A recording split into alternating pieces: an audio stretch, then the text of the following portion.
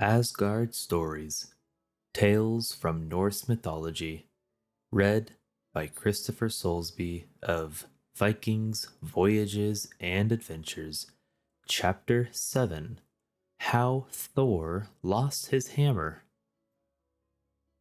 Come, Loki, are you ready?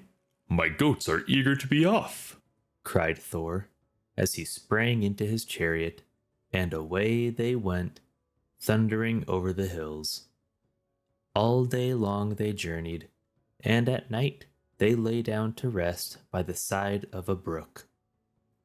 When Balder, the bright sun god, awoke them in the morning, the first thing Thor did was to reach out for Miölnir, his magic hammer, which he had carefully laid by his side the night before. "Why, Loki?" cried he. "Alas, my hammer is gone. Those evil frost giants must have stolen it from me while I slept. How shall we hold Asgard against them without my hammer? They will surely take our stronghold." "We must go quickly and find it," replied Loki. "Let us ask Freyja to lend us her falcon garment." Now, the goddess Freyja had a wonderful garment made of falcon feathers, and whoever wore it looked just like a bird. As you may suppose, this was sometimes a very useful thing. So Thor and Loki went quickly back to Asgard, and drove with all speed to Freyja's palace, where they found her sitting among her maidens. "Asgard is in great danger," said Thor. "and we have come to you, fair goddess, to ask if you will lend us your falcon garment, for my hammer has been carried off, and we must go in search of it." "Surely," answered Freyja. "I would lend you my falcon cloak, even if it were made of gold and silver." Then Loki quickly dressed himself in Freyja's garment and flew to the land of the frost giants, where he found their king making collars of gold for his dogs and combing his horses. As Loki came near, he looked up and said, "Ah, Loki, how fare the mighty gods in Asgard?" "The Aesir are in great trouble," replied Loki, "and I am sent to fetch the hammer of Thor." "And do you think I am going to be foolish enough to give it back to you, after I have had all the trouble of getting it into my power?" said the king. "I have buried it deep, deep down in the earth, and there is only one way by which you can get it again.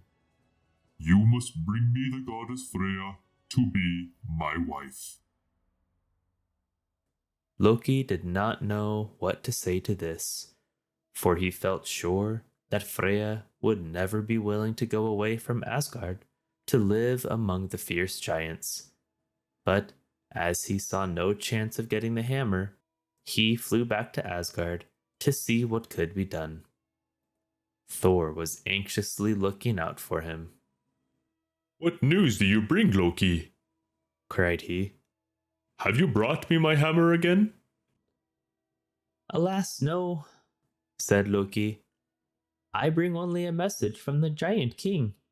He will not give up your hammer until you persuade Freyja to marry him." Then Thor and Loki went together to Freyja's palace, and the fair goddess greeted them kindly.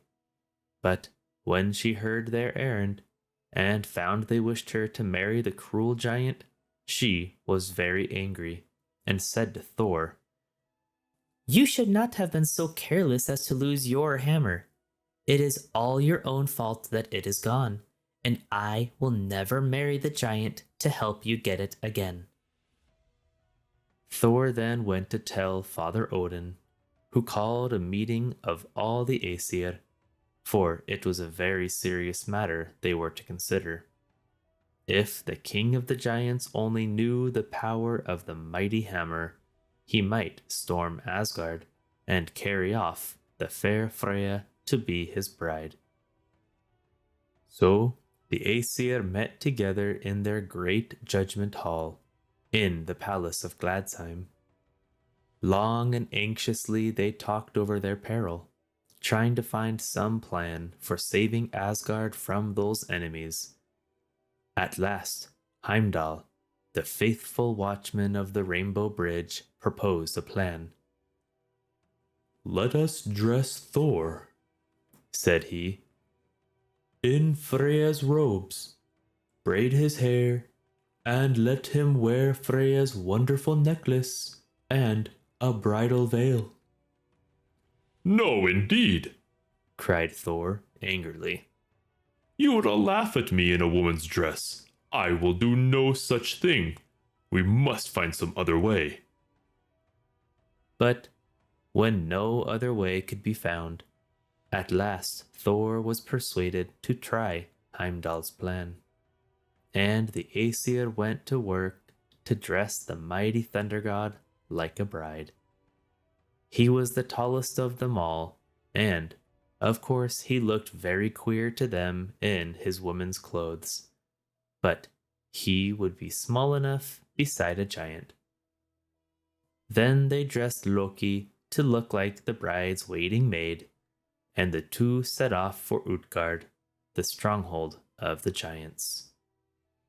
When the giant king saw them coming, he bade his servants make ready the wedding feast and invite all his giant subjects to come and celebrate his marriage with the lovely goddess Freyja. So the wedding party sat down to the feast, and Thor, who was always a good eater, ate 1 ox and 8 salmon, and drank 3 casks of mead. The king watched him, greatly surprised to see a woman eat so much, and said, "Where hast thou been, such a hungry bride?" But the watchful Loki, who stood nearby as the bride's waiting maid, whispered in the king's ear, 8 nights has Freyja fasted and would take no food. So anxious was she to be your bride. This pleased the giant, and he went towards Thor, saying he must kiss his fair bride. But when he lifted the bridal veil, such a gleam of light shot from Thor's eyes that the king started back and asked why Freyja's eyes were so sharp. Again Loki replied, "For 8 nights the fair Freyja has not slept. So greatly did she long to reach here."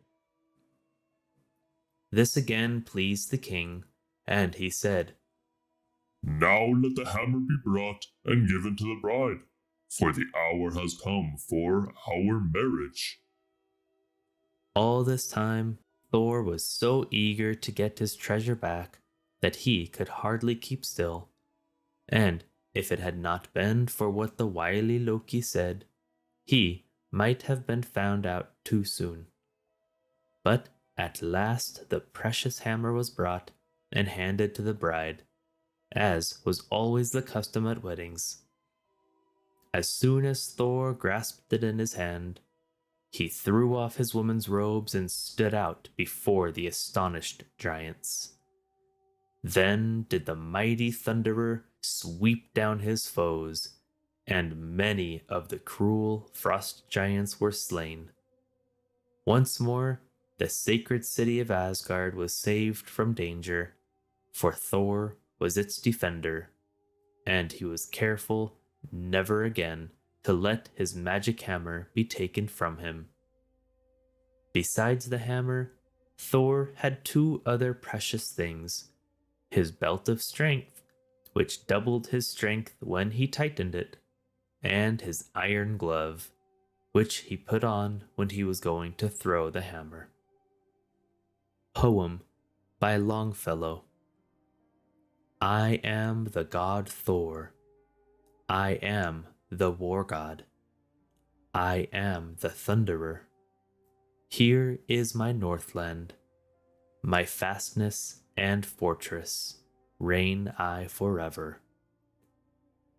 Here amid icebergs rule I the nations. This is my hammer, Miölnir the mighty. Giants and sorcerers cannot withstand it. These are the gauntlets wherewith I wield it, and hurl it afar off. This is my girdle. Whenever I brace it, strength is redoubled.